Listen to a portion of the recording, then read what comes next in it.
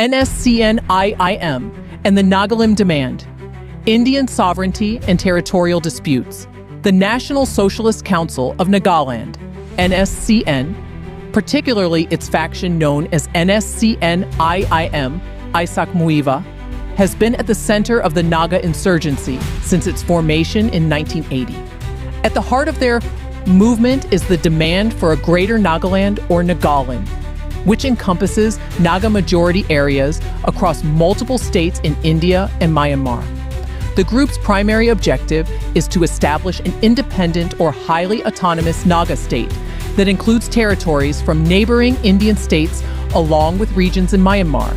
This demand, however, remains a contentious issue in the context of India's sovereignty. The Nagalim demand, the vision of a greater Nagaland. The core demand of the Nscn-IM revolves around the creation of Nagalim, a greater Nagaland that stretches beyond the borders of the state of Nagaland and includes parts of several other northeastern states in India. Specifically, Nagalim includes 1. Nagaland, the group's base, which is home to the Naga tribes and is the central component of the Nagalim demand. 2. Manipur. The Naga majority districts of Kykl, Senapati, and Chandel are included in the territorial claims of Nagalim. 3. Arunachal Pradesh. The Naga inhabited districts in the state, including parts of Changlang and Tirap, are also part of the Nagalim vision. 4th, Assam. Some Naga majority areas in the southern parts of Assam are included in the demand for Nagalim. 5. Myanmar. The Naga people extend into Sagaing Division and Kachin State in Myanmar, where several thousand Naga people reside. The Nscn-IM has been keen on integrating these Naga-inhabited areas into their vision of Nagalim, which significantly complicates the issue, as it involves cross-border concerns and interactions with the Myanmar government. The territorial claims of Nagalim thus touch 5 states in India and parts of Myanmar, making it a highly contentious and complex political issue. This vision of a greater Nagaland challenges the territorial integrity of India and Myanmar. And the Indian government has been adamant in its stance that these areas must remain within the constitutional framework of their respective countries. The Indian government's position on Nscn-IM and sovereignty. India's response to the Nscn-IM has been a mix of military engagement, ceasefire agreements, and political negotiations. Despite the group's demand for an independent Naga state, the Indian government has continually asserted its sovereignty over the territories claimed by the Nscn-IM. The demand for Nagalim poses a direct challenge to India's territorial integrity, and the government's position is clear. There can be no compromise on national sovereignty. The Indian government has engaged with the Nscn-IM over the years in peace talks, primarily since the ceasefire agreement signed in 1997. These talks have been extended over decades, with the two sides reaching some agreements, but ultimately failing to resolve the major issues related to territorial claims and sovereignty. The government of India has shown a greater willingness to negotiate with Nscn-IM despite the group's demand for a greater Nagaland that infringes upon the territories of multiple states in India. The government has preferred to engage with Nscn-IM over Nscn-K, Kaplang, for several reasons. 1. Nscn-IM's willingness to negotiate. While Nscn-K has consistently rejected any negotiations with the Indian government, Nscn-IM has shown more willingness to discuss political solutions, even if its demands are difficult for India to accept.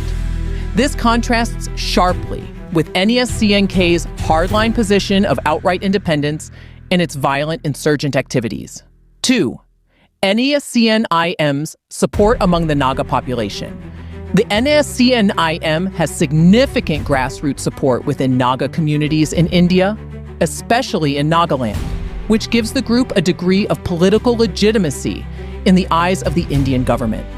In contrast, Nscn-K operates with less direct support from the Naga population and relies more on violent tactics.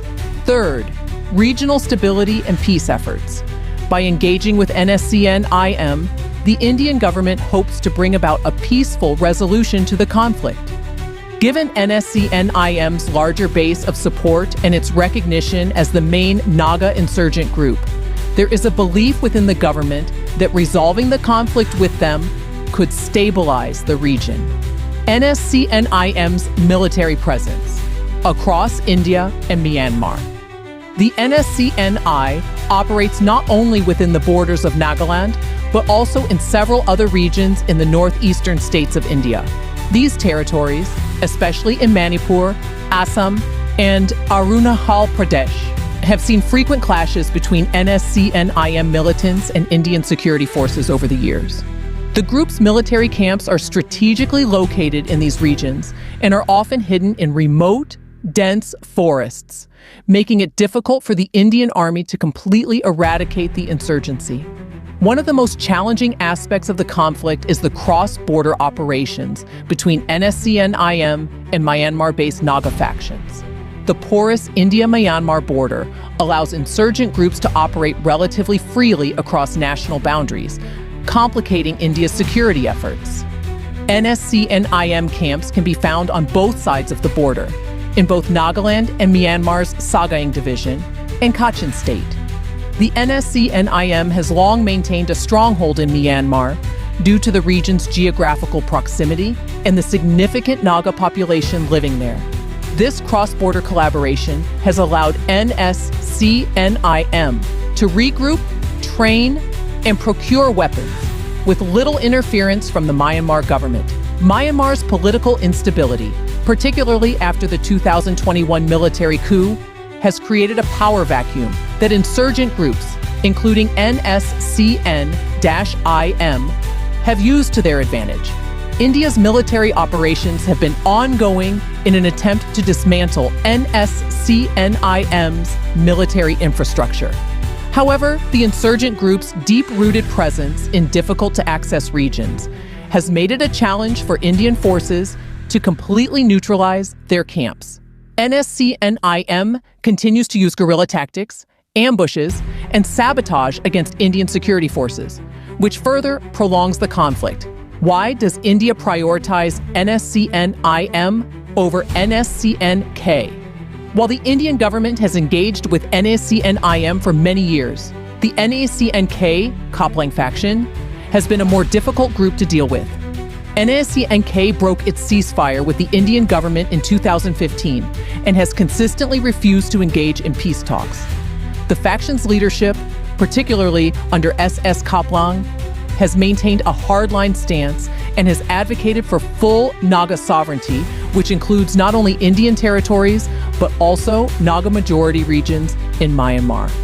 Nscn-K's militant activities, including attacks on Indian security forces and civilian targets, have further distanced the group from any meaningful negotiations with the Indian government. In comparison, Nscn-IM has shown more flexibility in its approach to negotiations.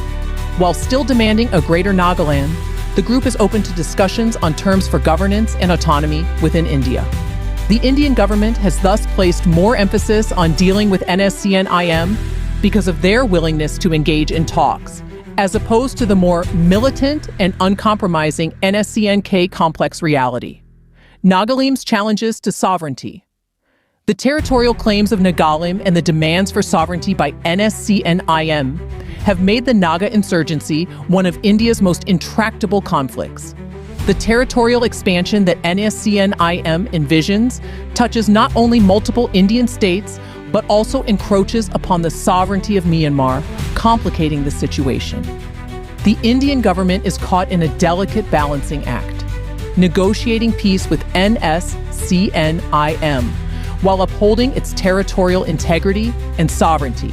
At the same time, Myanmar's role remains pivotal. The Naga insurgents, including Nscn-IM, have maintained their camps in Myanmar, using the unstable border region to regroup and launch attacks. Myanmar's role, particularly in terms of cross-border cooperation with insurgent groups, remains a key issue in India's security policies regarding the Naga insurgency.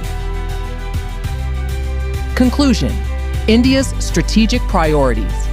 India's approach to dealing with the Naga insurgency, particularly the Nscn-IM, is dictated by the desire to preserve national sovereignty while attempting to resolve the conflict through dialogue. The government has prioritized Nscn-IM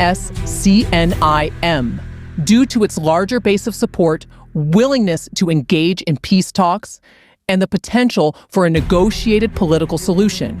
On the other hand, NSC&K's rejection of negotiations and reliance on militancy has made it a far more difficult group to handle. However, the issue of Nagalim remains a contentious and difficult challenge for India. The demands of the Nscn-IM conflict with India's territorial integrity, especially when it includes areas in Myanmar. Until a solution can be found that respects both the aspirations of the Naga people and India's sovereignty, the insurgency will likely continue to shape the political landscape of the region. Disclaimer: this article has been compiled from a variety of sources, including media outlets such as Wikipedia and Indian news media. Zalengam Media is not responsible for the content or its interpretations. For more updates and in-depth coverage, please subscribe to Zalengam Media.